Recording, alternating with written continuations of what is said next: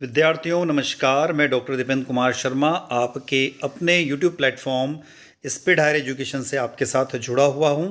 विद्यार्थियों, इस video lecture में हम जिस पेपर को डिस्कस करने वाले हैं, यह पेपर आपको स्क्रीन पर दिखाई दे रहा है।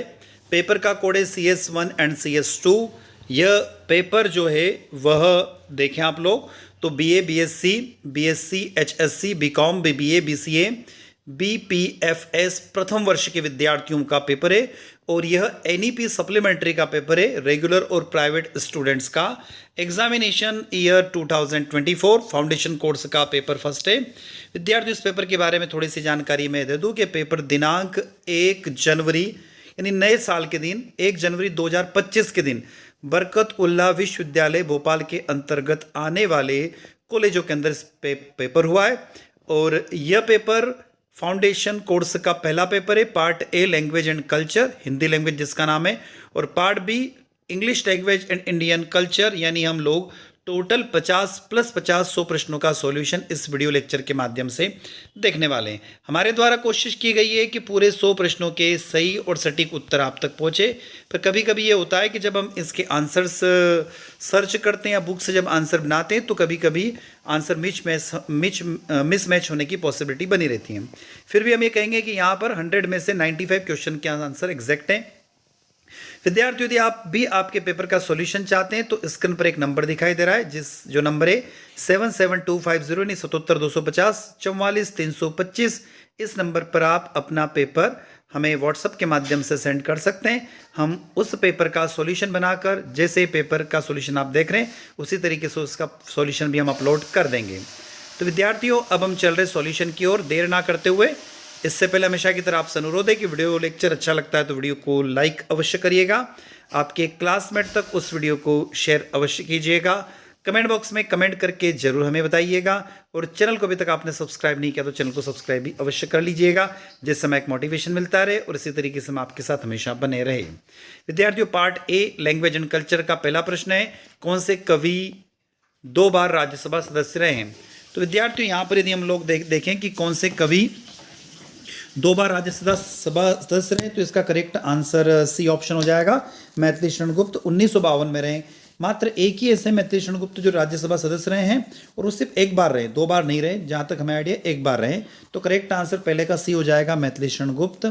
प्रश्न क्रमांक 2, आपके हिंदी भाषा कोर्स का शीर्षक का नाम क्या है? आपकी जो बुक है, जो आपका पेपर है, उसका नाम क्या है? तो उसका ए ऑप्शन करेक्ट हो जाएगा, भाषा और संस्कृति। प्रश्न क्रमांक 3, मैथिली शरण गुप्त ने किसके संपर्क में आकर खड़ी बोली की रचना प्रारंभ की?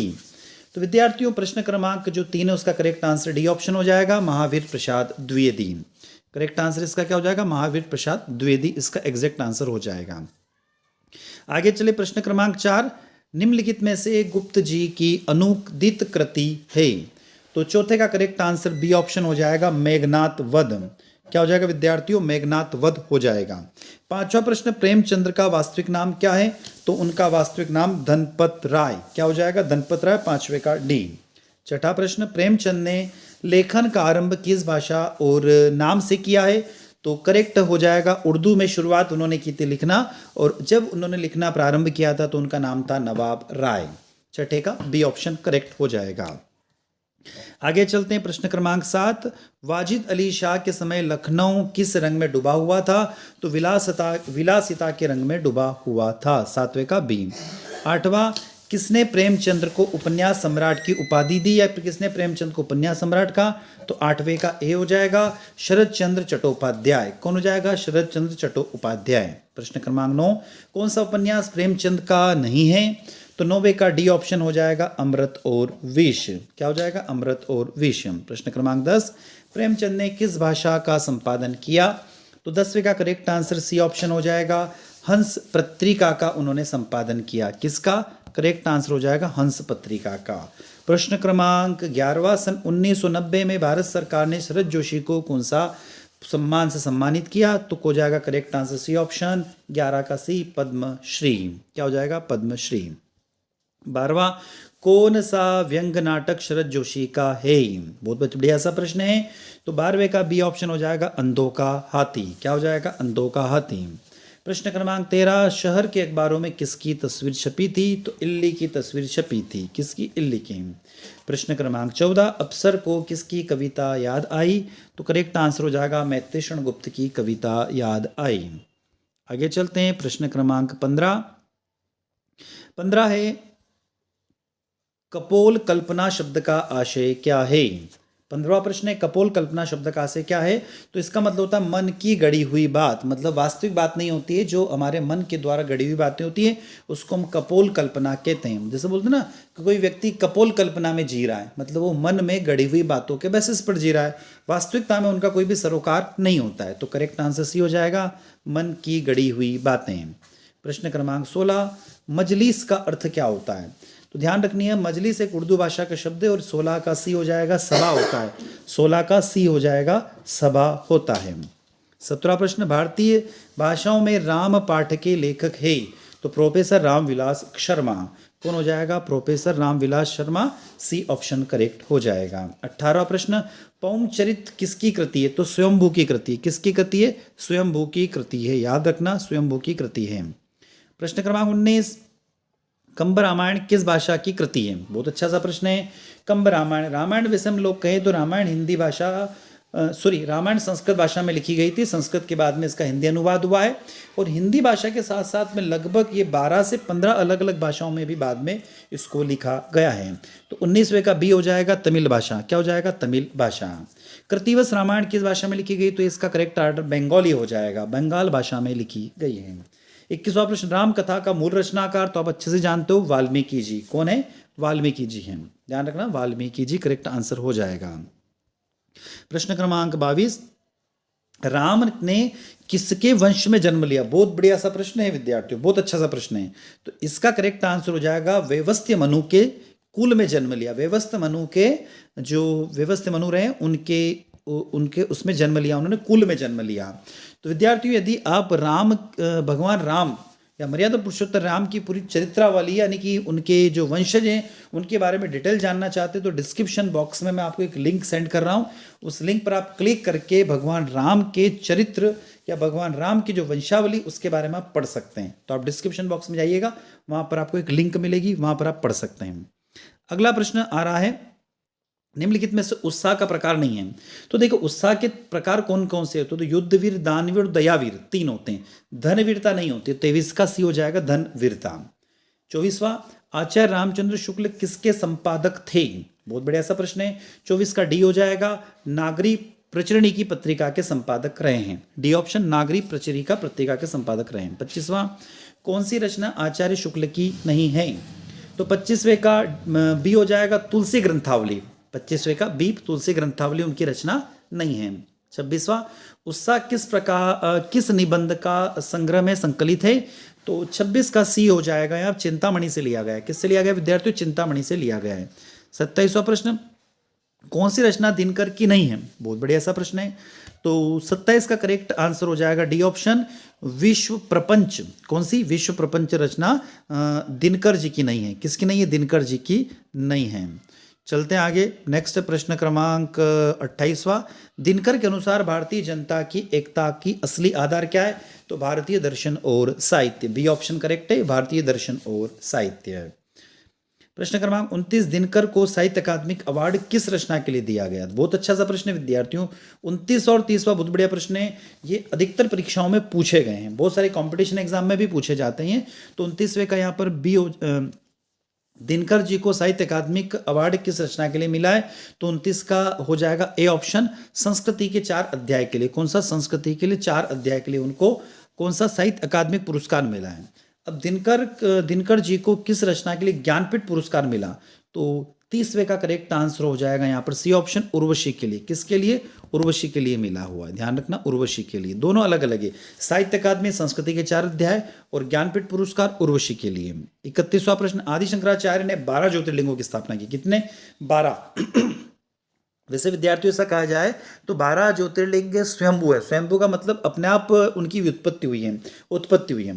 पर खास बात यह कि आदि शंकराचार्य ने उन 12 ज्योतिर्लिंगों की खोज की है, ये कह सकते हैं अपन। स्थापना भी कह सकते हैं और खोज की, उनके द्वारा खोज की गई। ये 12 ज्योतिर्लिंग कहाँ कहाँ पर पूरे देश में स्थित है। 32वां प्रश्न, श्रृंगेरी मठ कहाँ पर स्थित है? बहुत बढ़िया सा प्रश्न है। 32वें का करेक्ट आंसर बी ऑप्शन हो जाएगा, कर्नाटका में स्थित है। 33वां पूर्व मीमांसा के प्रवर्तक कौन है? तो जैमिनी है। कौन है? जैमिनी। पूर्व मीमांसा के प्रवर्तक जैमिनी को माना जाता है। शंकराचार्य के शिष्य नहीं रहे तो मंडन मिश्र। मंडन मिश्र उनके समकक्ष रहे हैं। मंडन मिश्र के साथ उनका एक साक्षात्कार हुआ था जिनमें मंडन मिश्र की पत्नी भारती भी सम्मिलित हुई थी, और वो बहुत बड़ा माना जाता है कि शंकराचार्य जी और मंडन मिश्र के बीच में बहुत अच्छा सा कम्युनिकेशन हुआ था उस दौर में, जिसमें बड़ा ग्रंथों, चारों जो वेद है उनके बारे में और पूरे धर्मशास्त्र के बारे में उल्लेख किया गया है। 35वां प्रश्न, आदि शंकराचार्य का जन्म माना जाता है। बहुत अच्छा सा प्रश्न है। तो 788 ईसा पूर्व माना जाता है। 788 ईसा पूर्व। तो यहाँ पर चारों ऑप्शन मुझे गड़बड़ लग रहे हैं, तो मैं जाऊँगा 788 ईसा पूर्व के साथ में। कितने? 788 ईसा पूर्व। अब एग्जामिनर या जो यूनिवर्सिटी कौन सा ऑप्शन इनमें से करेक्ट मानती है मैं ये नहीं कह सकता, पर मैं जाता हूँ 788 ईसा पूर्व के साथ में। 36वां, मंडन मिश्र की विदुषी पत्नी का नाम, जैसे मैंने भी आपको कहा, भारती। क्या नाम है उनका? भारती। 36 का बी हो जाएगा। आदि शंकराचार्य प्रतिष्ठापक है। 37वें का सी हो जाएगा यहाँ पर कौन से? वेदांत दर्शन के। 37 का सी हो जाएगा, वेदांत दर्शन के। 38, आदि शंकराचार्य को गुरु दीक्षा प्राप्त हुई कहाँ पर? ध्यान रखना, बहुत बढ़िया सा प्रश्न है। ये मध्य प्रदेश के नर्मदा नदी के तट पे जो ओंकारेश्वर है वहाँ पर उन्होंने गुरु दक्षिणा अर्जित की थी।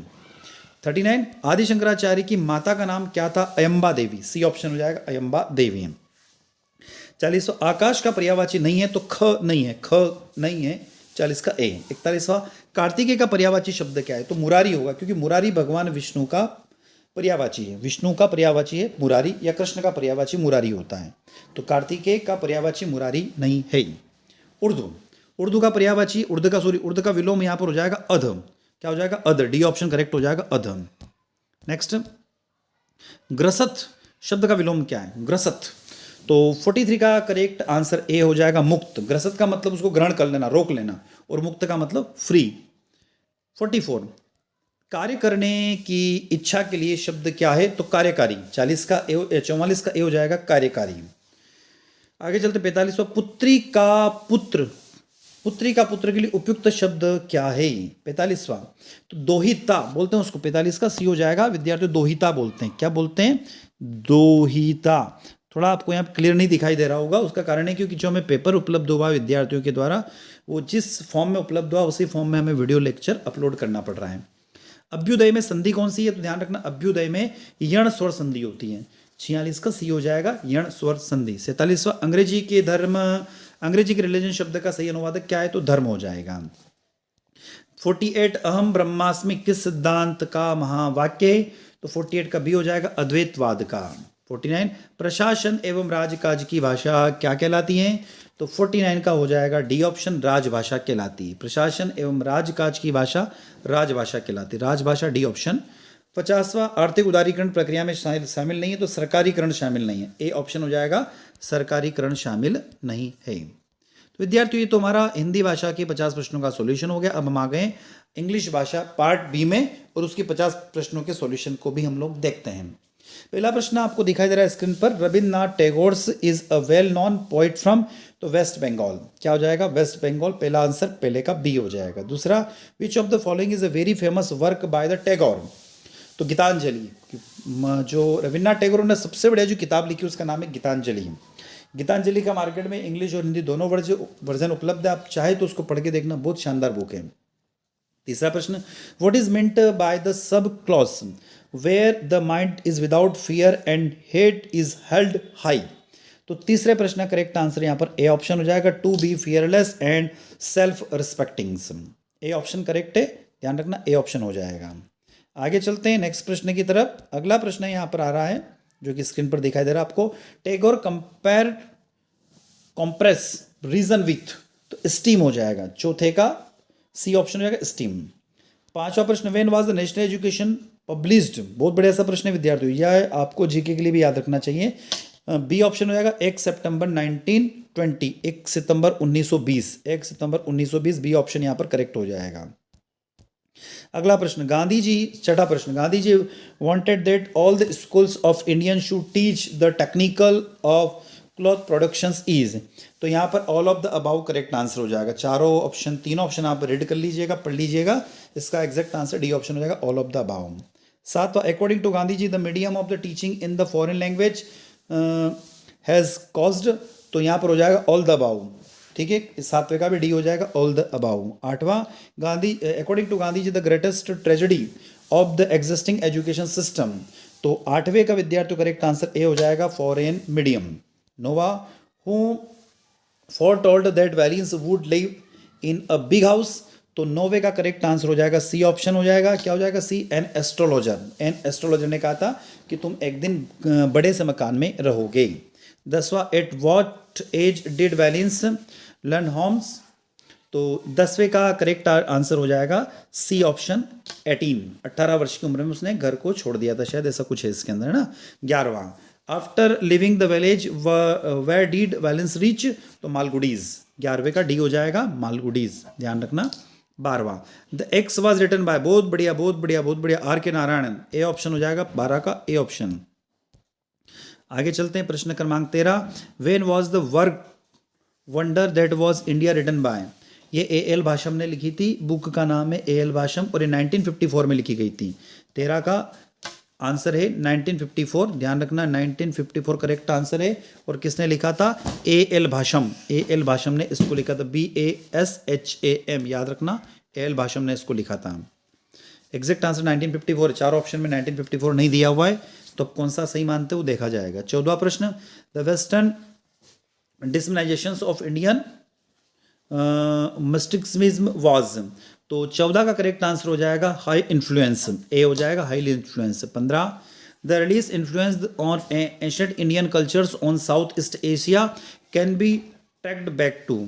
तो इसका कुछ बुकों में 4th सेंचुरी एडी दिया और कुछ में 5th सेंचुरी BC दिया।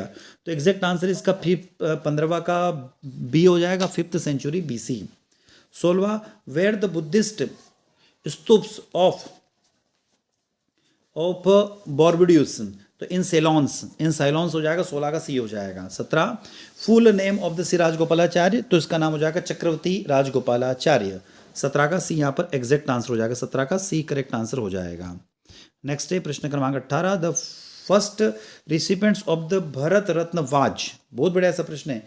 महात्मा गांधी नहीं है इसका करेक्ट आंसर। महात्मा गांधी को तो 1958 में भारत रत्न मिला था।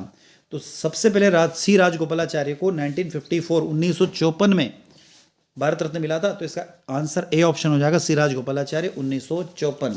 और महात्मा गांधी को मिला था मरणोपरांत 1958 में। प्रश्न number 19, who was killed will breaking the chakravyuh. तो चक्रव्यूह को कौन तोड़ना चाह रहा था, किसने तोड़ा था। तो करेक्ट आंसर अभिमन्यु हो जाएगा, अभिमन्यु इसमें हो जाएगा। 20वां, भीष्मास मदर वास। तो भीष्म की मदर का नाम क्या होगा। तो गंगा इसका करेक्ट आंसर हो जाएगा। उसके बाद रीड द फॉलोइंग पैसेज, एक पैसेज दिया हुआ है, science can not be reduce the magics of the sunset to the arithmetic, ऐसा कुछ दिया हुआ है। तो ये आप एक बार रीड आउट कर लीजिएगा जो स्क्रीन पर आपको दिखाई दे रहा है। ठीक है, वीडियो को रोक कर इसको आप रीड आउट कर लीजिएगा, पढ़ लीजिएगा। अब मैं सीधे इसके आंसर्स की तरफ चल रहा हूँ, मैं सीधे सीधे आंसर बताऊंगा इसके। प्रश्न क्रमांक 21 का एग्जैक्ट आंसर यहाँ पर करेक्ट आंसर हो जाएगा, बी ऑप्शन हो जाएगा। ध्यान रखना, प्रश्न भी आप देख लीजिएगा। 22वां, खाली मैं उसके बाद में फिर मैं आंसर की तरफ आ जाऊँगा। 22वें का भी डी ऑप्शन करेक्ट हो जाएगा, science is the better at the producing natural phenomena. प्रश्न क्रमांक 23, according to statement why do most foreigners. तो टूरिस्ट। 23वें का करेक्ट आंसर ए ऑप्शन हो जाएगा, द अप्रिशिएट साइंस। 24वां प्रश्न जो दिया हुआ है उसका भी ऑप्शन ए हो जाएगा। और 25वां प्रश्न जो दिया हुआ है उसका ऑप्शन यहाँ पर सी हो जाएगा। ठीक, उसके बाद हम आ जाते हैं वापस अंतिम पैसेज के, हमारे 5 प्रश्न खत्म हो गए हैं, 21, 22, 23, 24, 25। 26 से वापस मैं आ गया हूँ आपके जो ग्रामेटिकल पोर्शन है उसकी तरफ। The Taj Mahal is symbol of the. तो 26 का डी हो जाएगा, इमोरल, IM आ जाएगा इसमें, डी ऑप्शन करेक्ट हो जाएगा, इमोरल आ जाएगा उसमें, ध्यान रखना, इमोरल। 27वां प्रश्न, 27 का ए ऑप्शन हो जाएगा। क्या हो जाएगा 27 का A, I felt insecure talking to the stranger and so called the police. तो क्या जाएगा, इनसिक्योर हो जाएगा 27 का, इनसिक्योर। आगे चलते हैं 28वां, my boss is often courteous. तो इसके अंदर हो जाएगा 28वें का correct answer B option, discourteous. क्या हो जाएगा? डिसकर्टियस वर्ड आ जाएगा उसमें, ध्यान रखना डिसकर्टियस वर्ड आ जाएगा। 29वां प्रश्न है, 29 में क्या लिखा उसने कि the select the right antonyms of the word reject. तो 29वें का सी हो जाएगा एडमिट। रिजेक्ट मतलब उसको त्याग देना, छोड़ देना, उसका अपोजिट क्या हो जाता है? एडमिट मतलब भर्ती कर लेना, रख लेना, अपने पास रख लेना। 30वें का select the right antonyms of the word like. तो 30वें का लाइक का अपोजिट क्या होता है? अनलाइक हो जाएगा। 31वां find the word which is the synonyms of loud. तो लाउड का हो जाएगा नॉइसी, नॉइस हो जाएगा। 31 का ए हो जाएगा। 32वां find the word which is the synonyms of close. तो क्लोज का अपोजिट ओपन हो जाएगा। 32 का बी हो जाएगा ओपन। 33वां one who believe in fate. प्रश्न क्रमांक 33वें का 33वें का बी हो जाएगा यहाँ पर फेट लिस्ट। 34वां प्रश्न one who is parent everywhere. तो 34वें का सी ऑप्शन यहाँ पर करेक्ट हो जाएगा। सी ऑप्शन याद रखना, सी ऑप्शन करेक्ट हो जाएगा। 35वां bad workers always blames his tools. Correct answer इसका 35वें का हो जाएगा यहाँ पर टूल्स, बी ऑप्शन करेक्ट हो जाएगा टूल्स। नेक्स्ट है डोंट क्राई ओवर स्प्लिट। 36वें का करेक्ट हो जाएगा यहाँ पर ए ऑप्शन मिल्क। 37वां ही इज ऑनेस्ट ऑफिशियली। तो 37वें का correct answer B option an honest हो जाएगा। 38वां आई एम गोइंग टू। 38वें का ए हो जाएगा I am going to European country, A option हो जाएगा। 39 का करेक्ट आंसर यहाँ पर he was the best student in class. 39 का सी ऑप्शन द आ जाएगा। 40वां सूरज इज। 40वां प्रश्न आ गया है। 40 का यहाँ पर डी हो जाएगा विथ। क्या हो जाएगा? विथ। आगे चलते हैं 41वां द प्लान विल बी। तो 41वें में करेक्ट आंसर यहाँ पर आ जाएगा इन। क्या आ जाएगा? इन। अब इन तो दिया हुआ नहीं 41 में कहीं भी ऑप्शन, तो इन आएगा यहाँ पर, ध्यान रखना। 42वां the police was informed that matter. तो 42वें का डी ऑप्शन हो जाएगा इनटू द मैटर। 43वां we do not go for work. तो 43 का सी हो जाएगा ऑन संडे। क्या हो जाएगा? On Sunday. 44 का noun form the word move. तो 44 का हो जाएगा यहाँ पर मूवमेंट, बी ऑप्शन करेक्ट हो जाएगा। 45वां correct noun form the word do. तो 45 का यहाँ पर डी हो जाएगा deed, D double E D, deed. 46वां time is money. In sentence word time belonging to noun. ध्यान रखना टाइम किसको बिलोंग कर रहा है? नाउन को। तो 46 का नाउन आना चाहिए, एक बार इस प्रश्न को चेक कर लेना आप, नाउन आना चाहिए। आई कैन नॉट 47 का देख रहे हैं हम लोग, I can not C option हो जाएगा make for meaning of the verse. 47 का सी हो जाएगा। 48 ही इज। 48 का ए हो जाएगा he is read news paper. 49 I don't know, KNOW हो जाएगा ए ऑप्शन। और 50वें का आंसर हो जाएगा यहाँ पर B option try, I will try my best. तो विद्यार्थियों ये पेपर बरकतुल्लाह विश्वविद्यालय भोपाल का पेपर था और दिनांक 1 जनवरी 2025 को हुआ है। इसके 100 प्रश्नों के सॉल्यूशन हमने इस वीडियो लेक्चर के माध्यम से देखे हैं। आई होप वीडियो लेक्चर आप लोगों को अच्छा लगा होगा। अच्छा लगता है तो वीडियो को लाइक करिएगा। चैनल को अभी तक आपने सब्सक्राइब नहीं किया तो चैनल को सब्सक्राइब अवश्य कीजिएगा। आपके क्लासमेट तक इस वीडियो को शेयर कीजिएगा। कमेंट बॉक्स में कमेंट करके बताइएगा। और यदि आप किसी पेपर का सॉल्यूशन चाहते हैं तो एक नंबर जो मैंने आपको शुरुआत में बताया था 77250 यानी 250 44 325 44325 नंबर पर आप अपना पेपर सेंड कर सकते हैं। उसका सॉल्यूशन बनाकर हम इस पेपर की तरह अपलोड कर देंगे। तो विद्यार्थियों इसी के साथ हम आपसे विदा लेते हैं। जय हिंद, जय भारत।